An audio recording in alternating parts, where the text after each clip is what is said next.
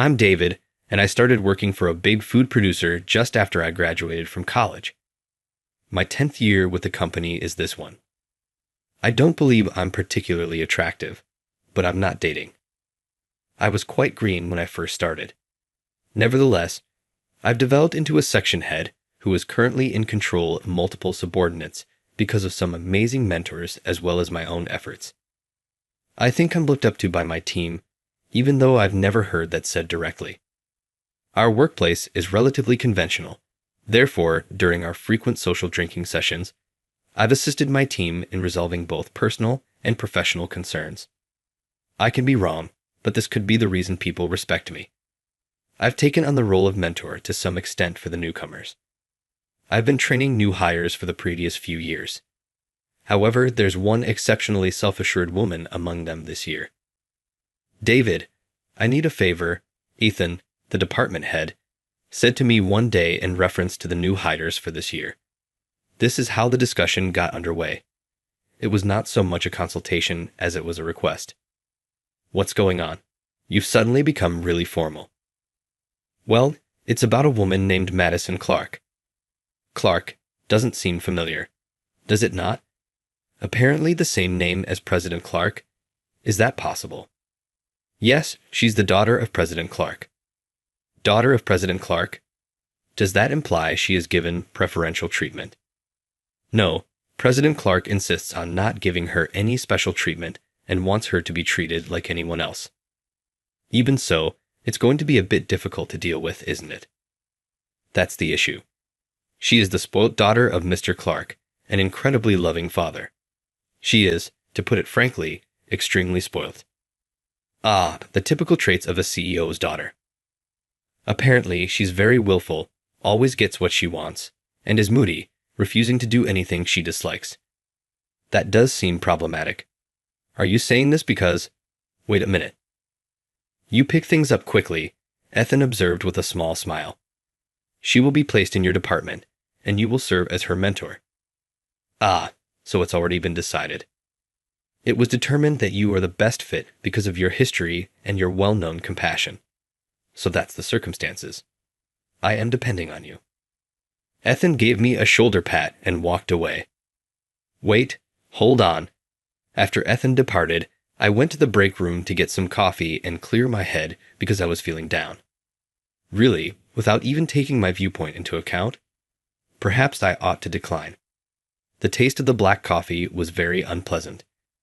However, I hadn't met her yet, so it wouldn't be just to make assumptions based only on hearsay. That thought crossed my mind as I finished my coffee. Well, I might as well accept this as part of the job and give it a shot. I went back to my desk after throwing the empty cup in the garbage. The day of the new recruit's arrival then arrived.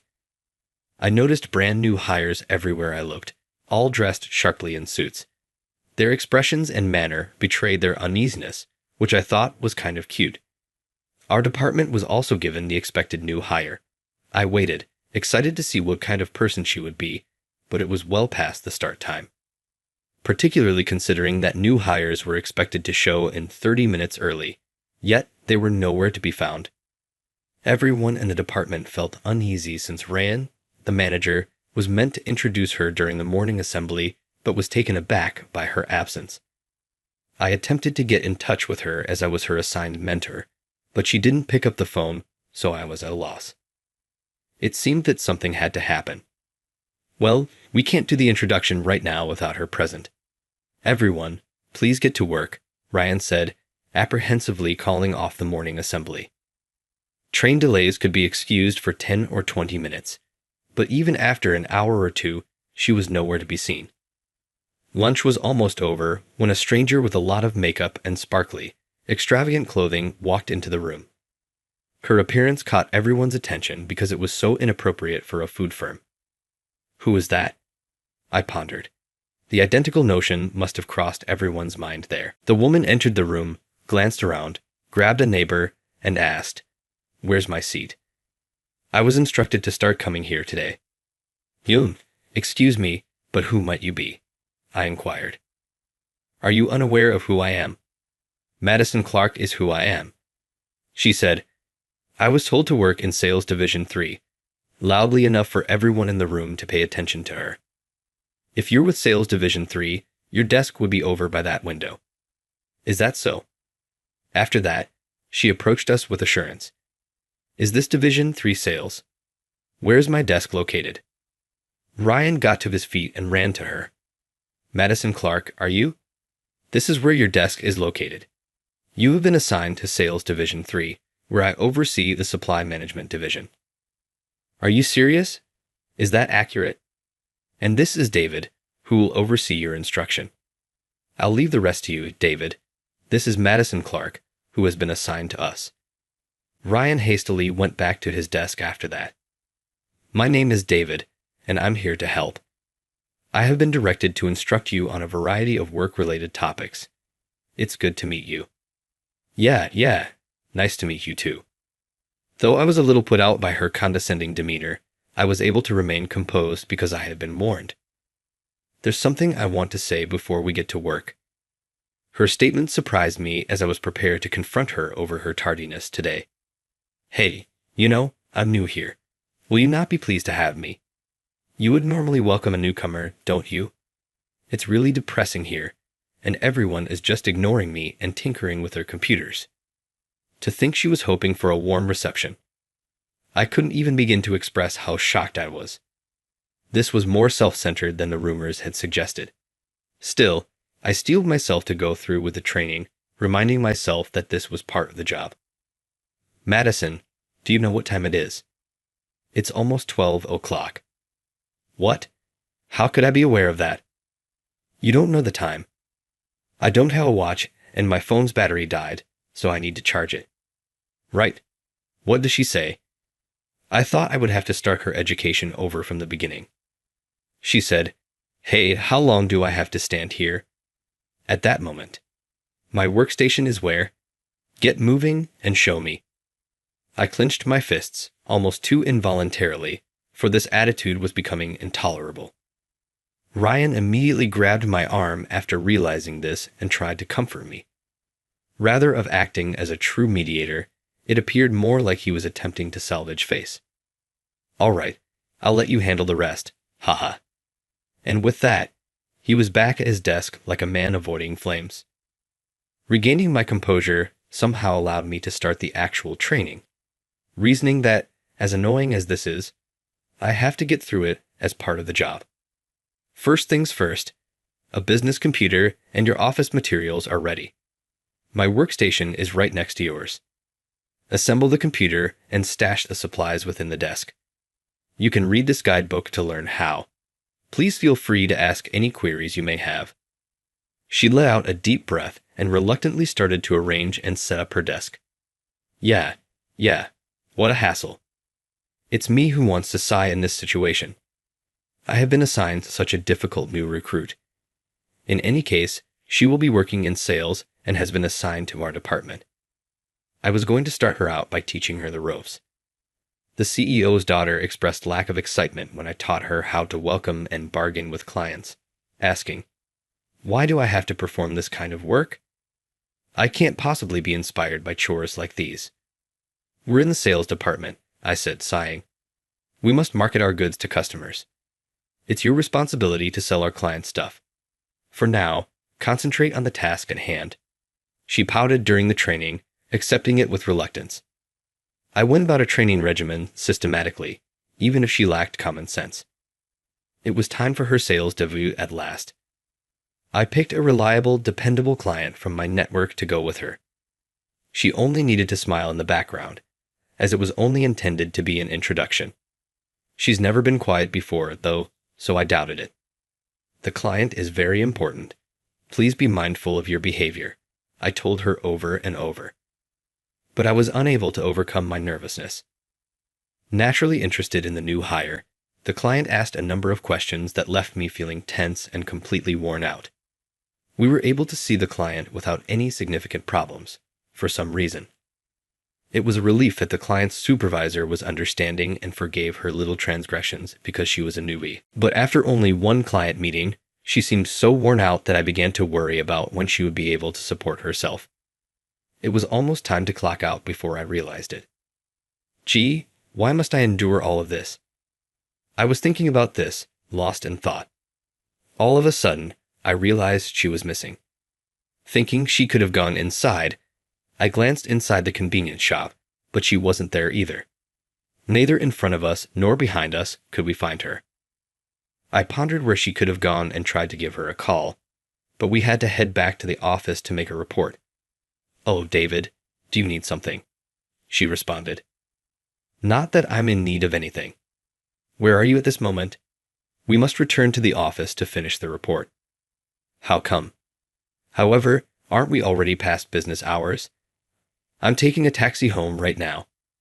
Was I meant to head straight back? Anyhow, I'm leaving for home. Hey, she just hung up after saying what she wanted to say.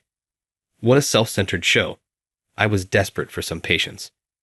She arrived late to work the following day, as usual, and I caught her. "Come on in. What's the deal with this suddenly?" "Please accompany me." Despite my severe tone, she grudgingly obeyed with her typical behavior. We went to the conference room, and I forced her to take a seat. "What made you walk away by yourself yesterday?" "Well, I went home because it was the end of the workday, and I didn't want to work overtime." "At the very least, let me know before you leave. I will be concerned if you vanish without saying anything." "You're scarried, Dash. Isn't it evident to leave the office and head home without saying anything? It is common courtesy to notify before departing. Do you not even comprehend that fundamental idea? David, you're frightening me. It goes without saying that with your present mindset, you're failing both personally and in sales.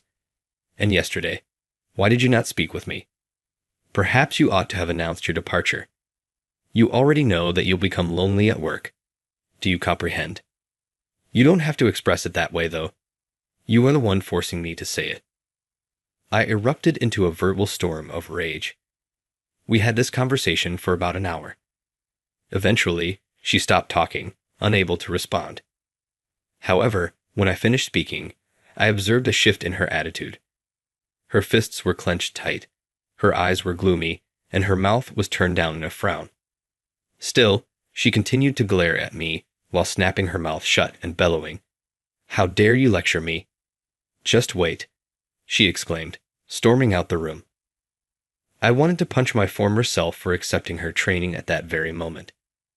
Going to the break room to pass time with a coffee, I'd assumed she wouldn't be back at her desk for a bit.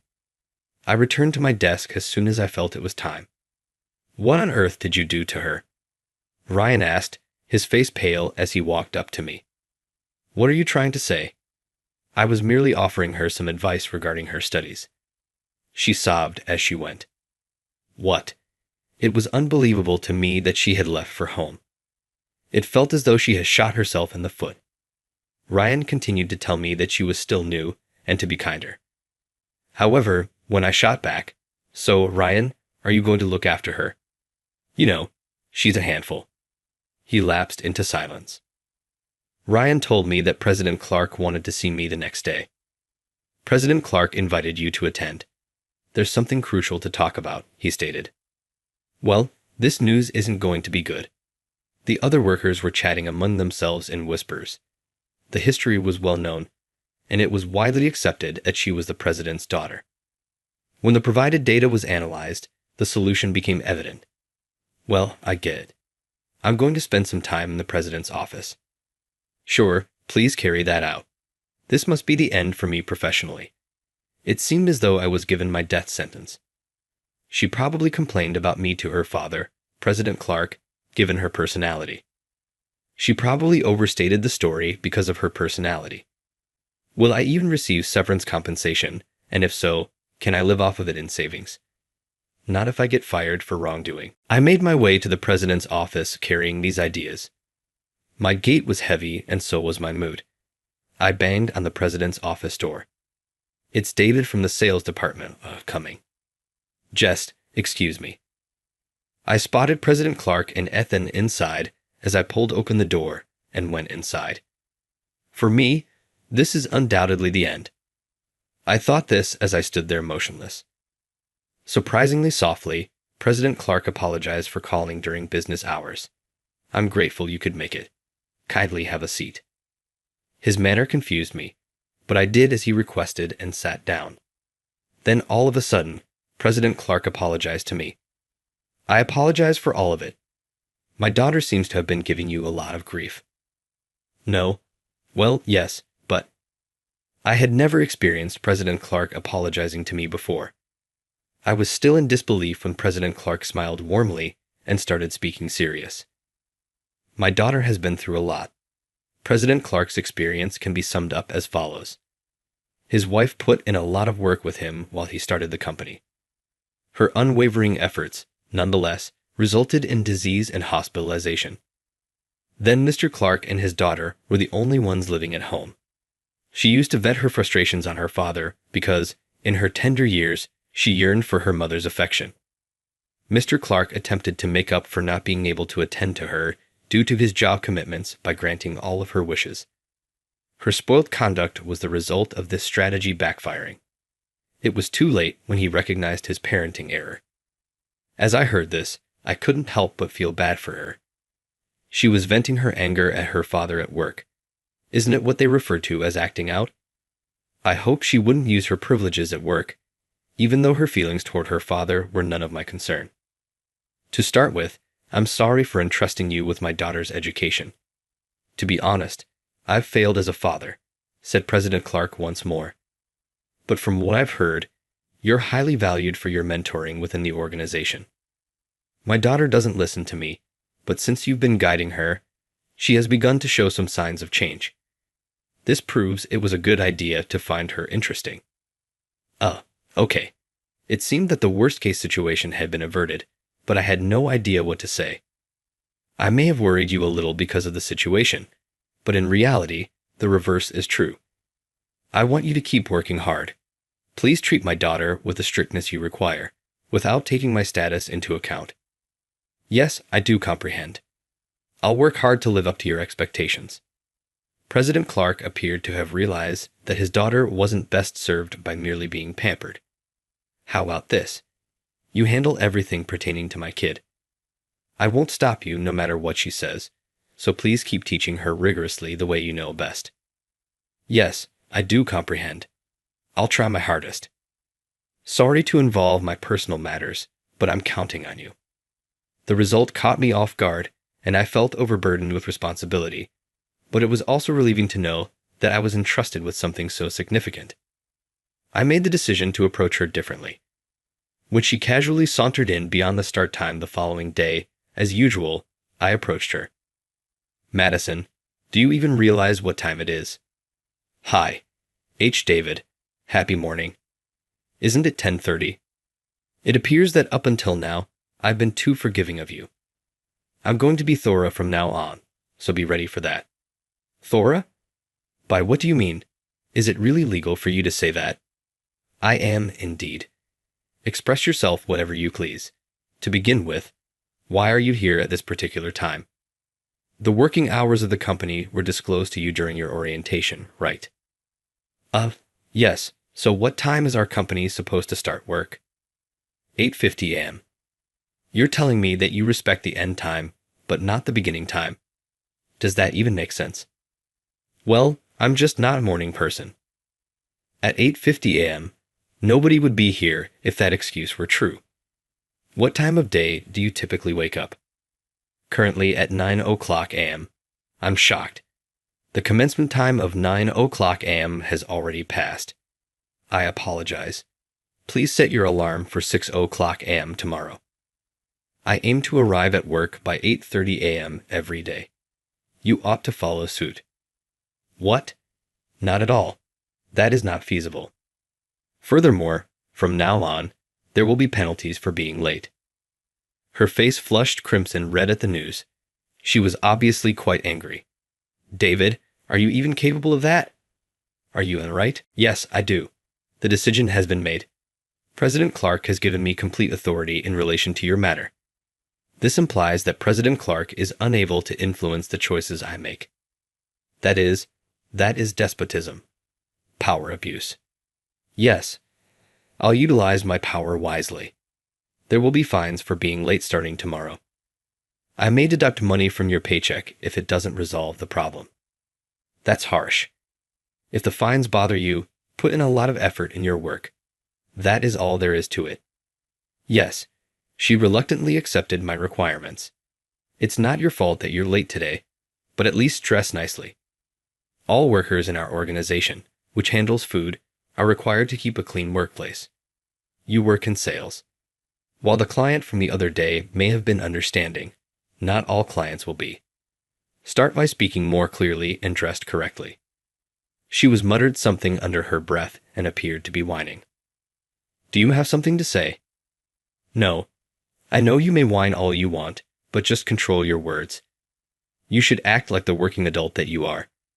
Indeed, I did declare my intentions in front of everyone. But since she continued to look unhappy, I moved the lecture into a meeting room. I started by stressing the value of appropriate grooming. Maintaining a certain level of knowledge about haircut, nail length, and the fundamental common sense expected of working professionals is essential for staff handling food. She responded with objections as I highlighted each problem. Why is my hairstyle not looking right? That shouldn't be an issue as long as it's properly set and my nails are painted nicely, right? At that point, I emphasized how crucial it is to keep a professional manner when working for a food company. The same standard of hygiene and cleanliness is anticipated even if one is not working directly on-site. She argued about personal rights and uniqueness, but I was clear that selfishness and individuality are not the same thing. She was the source of change, else it would be pointless. I persevered with patience. Pay attention to your haircut and nail length in addition to your clothing when it comes to grooming. We all need to exercise mindfulness as employees of food companies, even if we're not working in the production sector. Even my nails and hair do. But I'm not cooking, am I? It is a fundamental idea. Workers in the food industry cannot afford to make a negative impression. Clarity must be maintained, and good grooming is a necessary component of that. I knew, even though she didn't seem to agree. Her agreement seemed encouraging to me. I chose to use my new strategy for the time being, but she was late again the very following day. Oh, of course, Madison. What took place today? I'm on my way, was all that I heard. Well, I just couldn't wake up early. I see. I got it then. I have to impose a penalty, as I have warned. You are to clean the men's and women's restrooms as your punishment. Cleaning the toilet. This is how things are going to be, so don't whine. But the cleaning lady usually does that. Whatever. Acquire knowledge by working together. I said, come with me, taking Madison by the arm and leading her to the restrooms. I gave her the cleaning products after that, but she dropped the cleaning supplies. I can't do this. It's impossible. Oh dear, you shouldn't treat the tools so roughly. A voice called out to them from behind. It was the maid. Is this the girl David mentioned? I see. It appears that she needs to becoming more resilient. Yes, that is her. She's a real handful. I apologize for bringing this up so quickly. Please, take care of her. Don't worry, leave it to me. What's with this lady? Madison whispered to herself. This is Evelyn, who is well known throughout the organization for her loving demeanor. Every year, she assists in the training of new recruits. She's more severe than I am. Please introduce yourself. Madison here from sales. Hello. I'm glad to have met you. Hey, hello. This is Evelyn. I've worked here for 15 years. I was raised in downtown New York and am the most intrusive person here. Just wait. I'll teach you the proper way to clean. Evelyn gave a hearty laugh. Evelyn is much more than the cleaning lady that everyone just refers to her as. Madison was perplexed. Grab those tools now. Since they are weapons, we must handle them carefully. I've never cleaned toilets before. Well then, this is a great opportunity. I will thoroughly instruct you. You can go until it's finished, so get ready. Madison gave me a desperate look. That's the reality. Even though you may not be valuable at work, you can still make a difference here. Take this as a lesson and consider what you did. All right. Yes, everything is fine. Prepare, I'll lend you an extra apron. Please move quickly, or I'll squirt water on those lovely clothing. I apologize for the inconvenience and I appreciate your help, I said to Evelyn. Don't mention it. I returned to work, but my worries about the state of affairs prevented me from concentrating. I went to see how they were doing around half an hour later. Look, the dirt won't come off if you just draw circles like that. You lack efficiency greatly. We'll stay here until the morning if you continue on this path. Are you incapable of cleaning? Ensure that the brush reaches the corners. Like this? Madison asked, panting. Yes, that's better, but you need to put more effort into it. I can't anymore. My hands are too tired. Oh, please, hurry up. There are still 3 to complete, and you've only completed 2. You're already giving up on me? I'm in my 60s, and I do this on every floor every day. You know, kids these days, you need to be thanking David. No, all of this is because he takes you seriously. You would have been out on your ear by now if he had given up on you. Are you serious? Considering everything, why do you believe he's still harassing you? He sees something in you and wants to help, just like me. Are you serious? You know you're loved. Heh. As soon as I saw how hard she was working, I decided against saying anything. Madison was demonstrating the effort of someone who is sincerely striving. She was panting and sweating. After all, punishment is required and has been shown to be successful. Her tardiness dramatically decreased starting the following day. She's actually capable, the cleaning lady affirmed. She's simply been pouting and not putting in her best effort. With the right care, she has the potential to be very talented. Madison was remarkably attentive during a session I conducted on pricing negotiations for product delivery. She made careful notes and listened intently before coming over to me. Thank you for the session today, David. It was incredibly educational. Hey, you're acting really helpful today. Have you consumed anything odd? What topic are you discussing? This is serious, I promise. I apologize for it. What's going on then? All right, so what is it? How come you don't become angry with someone as self-centered as I am? It's required for the job. I also want you to gain independence as soon as possible. I'm holding these study sessions for that reason. She therefore recognized her own selfishness. It was a strange realization to me. Does becoming independent help you in any way? Obviously there is. What kind of thing would that be? First off, I wouldn't have to worry about unnecessary things. Please respond thoughtfully. Well, it means less work for me if I can interest you in a job. Madison said, David, you kind of a softie, aren't you? You seem really sure, though. Similar to that housekeeper.